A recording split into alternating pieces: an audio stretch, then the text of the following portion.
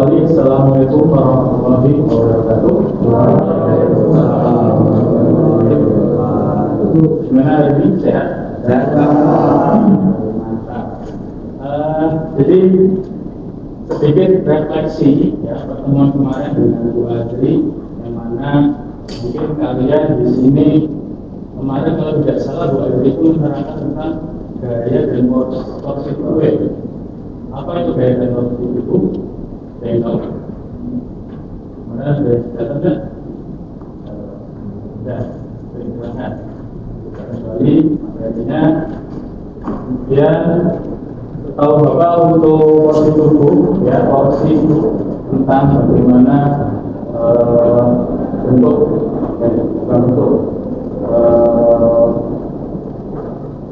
secara anatomi porsi tubuh itu bentuk keseluruhan berbeda ya.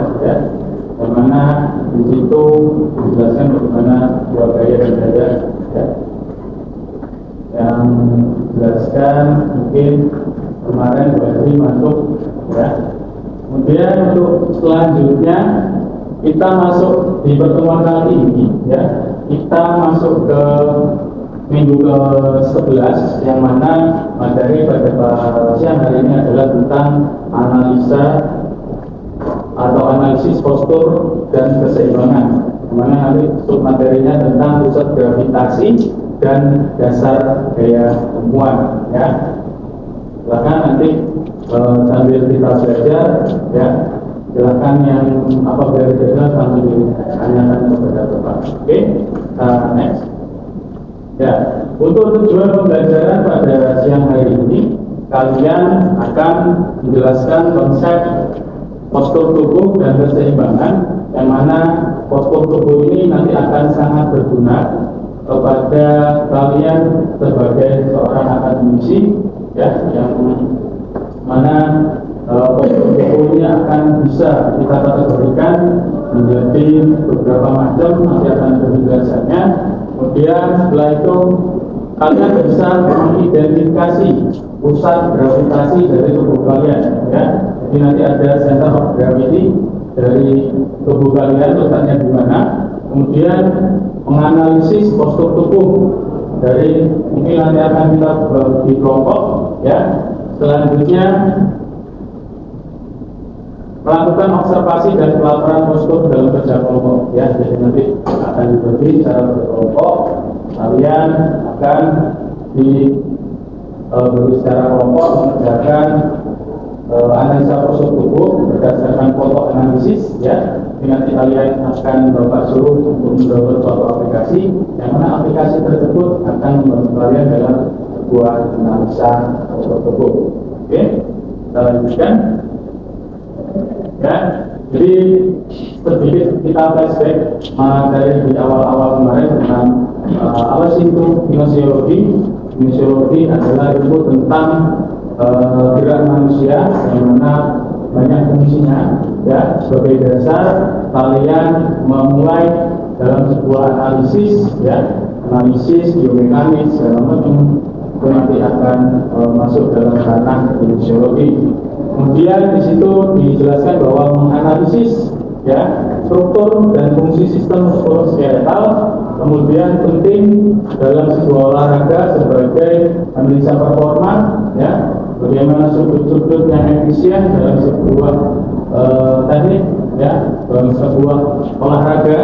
Kemudian bagaimana terapi fisik apabila terjadi sebuah cedera, bagaimana penanganannya. Kemudian dapat juga bisa menerapkan ergonomi dalam lingkungan pekerja seperti itu. Ergonomi itu bagaimana postur tubuh kita ketika bekerja, bagaimana letak laptop atau buku kerja kita, sudut-sudutnya itu juga diperhatikan. Nah, konsep postur tubuh ya, konsep postur tubuh di sini ada postur ideal, distribusi dari bentuk ya, dari bahu, kemudian pinggang, kaki, kemudian lutut, itu konsepnya seimbang ya, antara kanan dengan kiri, tidak berat sebelah atau tinggi sebelah. Kemudian bagian pinggul dianalisa apakah mungkin terjadi sesuatu pernah jatuh itu si pinggangnya itu di sebelah. Nah, nanti dari analisa postur tubuh tersebut kita dapat mengklasifikasikan si seorang yang kita analisis tersebut masuk kategori apa, dia skoliosis, kemudian kifosis atau lordosis. Ya, untuk seperti gambar seperti ini ya, skoliosis dia cenderung miring ke kiri atau kanan. Ya, skoliosis ini lateral sphincter, jadi dia tulang belakangnya bengkok seperti ini.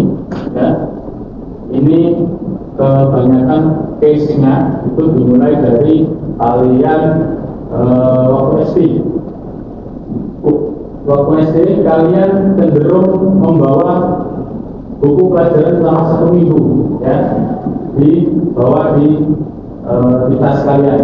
Kemudian kadang-kadang kalian memakai tasnya itu cuma sebelah, sehingga jadi seperti ini. Ya. Itu masuk kategori skoliosis. Kemudian kifosis, bungkuk. Kalau ini akhir-akhir ini menjadi sangat tren karena kebiasaan memegang HP, ya, memegang HP, lihat laptop itu seperti ini, ya, dia bungkuk di bagian tengkuknya, dari punggung sampai ke tengkuk dia bungkuk.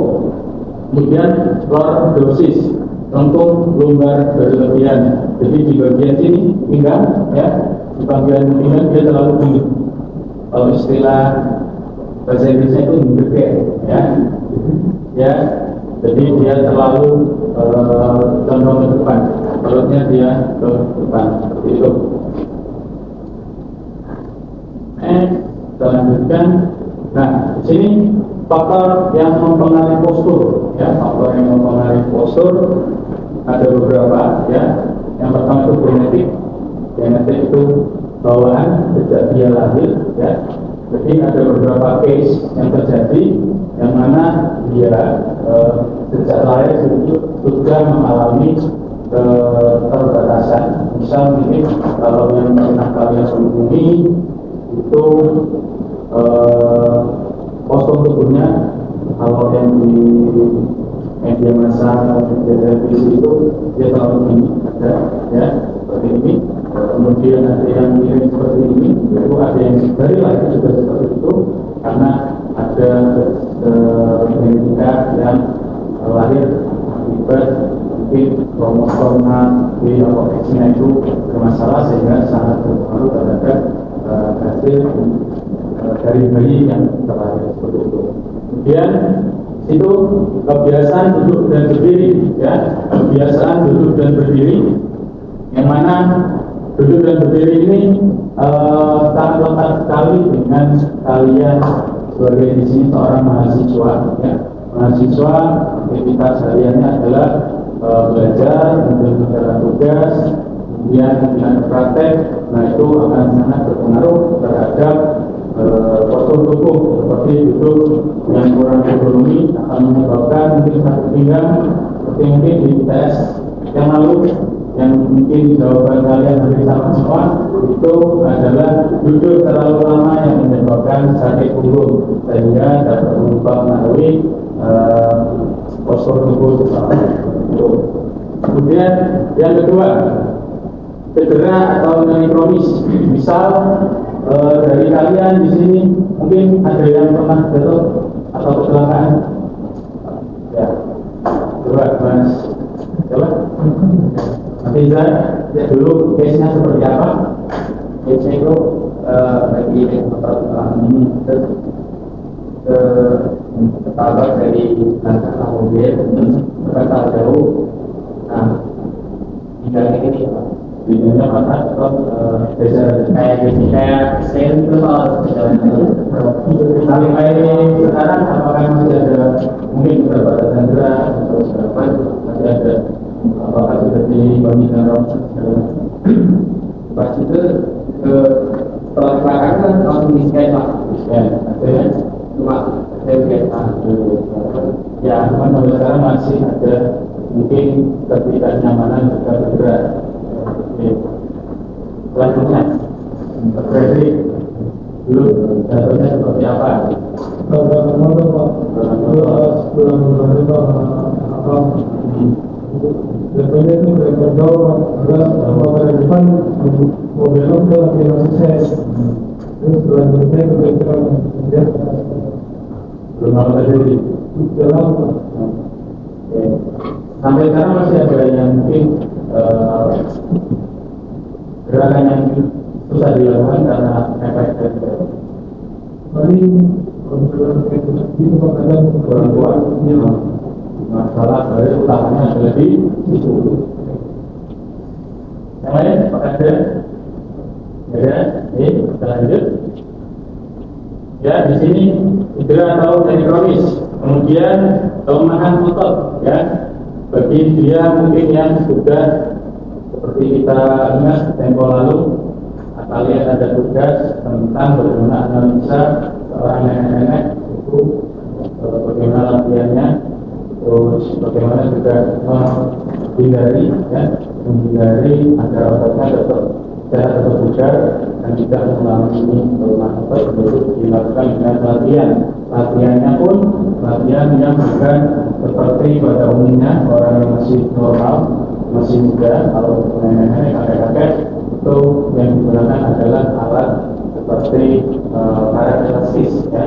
Karet elastis ini membantu melatih otot, ya, bagian tertentu, ya, yang harus dijaga terus-menerus agar di otot dari lansia yang mungkin besok kalian akan menghadapi, entah itu pelanggan atau customer, kalau kalian bergerak di bidang kebugaran, itu nanti dia gerak dan dia terus melatih agar tidak terjadi kelemahan otot.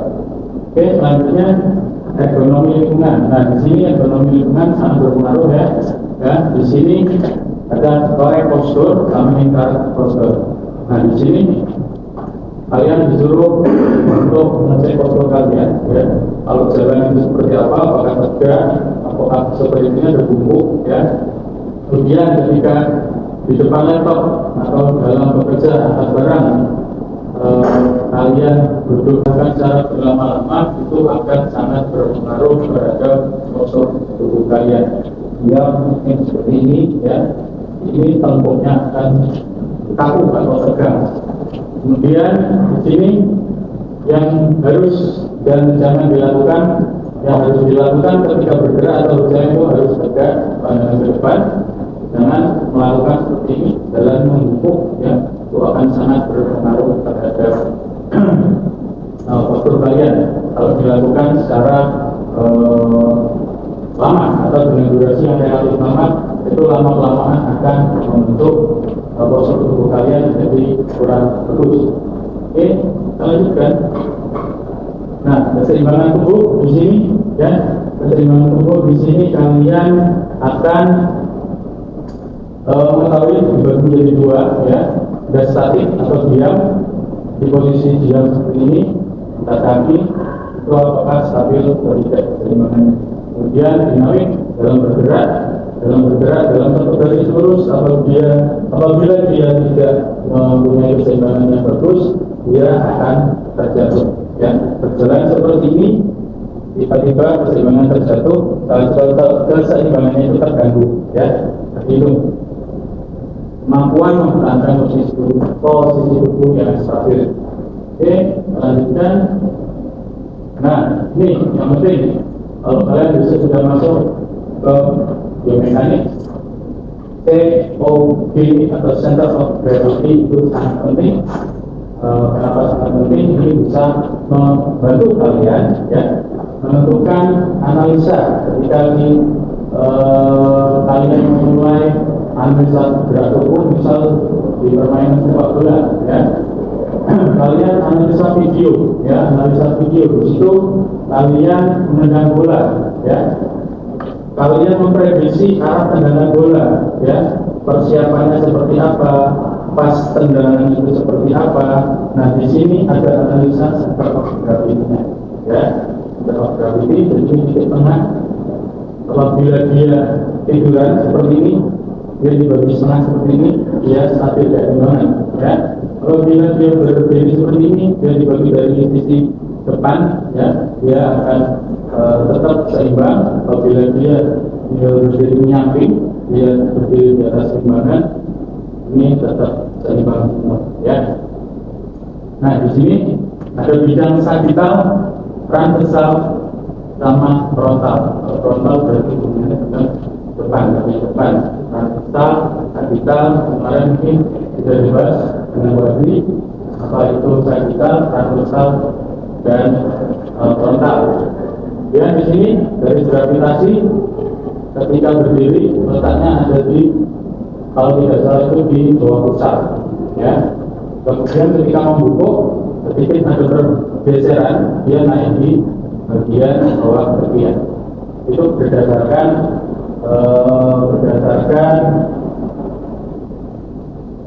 pergerakan tubuh. Jadi setiap pergerakan tubuh nanti akan terjadi pergeseran seperti itu. Nah, di sini dijelaskan bahwasanya titik imajiner tempat seluruh massa tubuh seimbang pada manusia berdiri tegak sekitar 2 cm antara dari pertemuan S2. Oke, kita nanti akan mempelajarinya untuk vertebra itu tulang belakang, ya.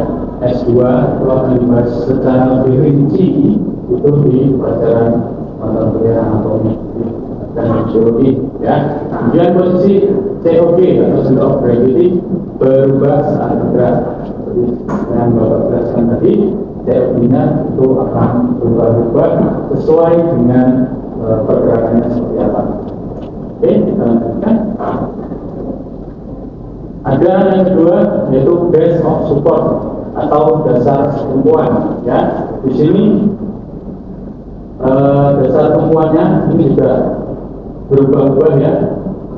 Kalau di gambar seperti ini, ya, dijelaskan ini COD-nya, kemudian dasar tumpuannya ketika ini maju ke depan, kemudian dibagi, dan setelah itu ketika membawa barang center atau dasar tumpuannya ini COD-nya terus di sini, dasar tumpuannya nanti di sini, ini tapi satu ini.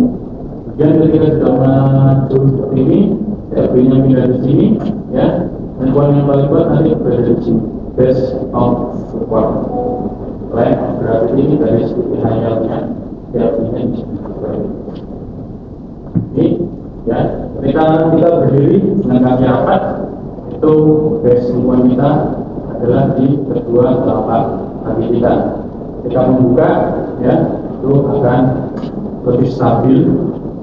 Di sini, ya, kalau rapat kestabilan ada apa ya istilahnya perbedaannya, ya. Ketika rapat dibuka semakin dibuka itu akan mempengaruhi COD dan stabil.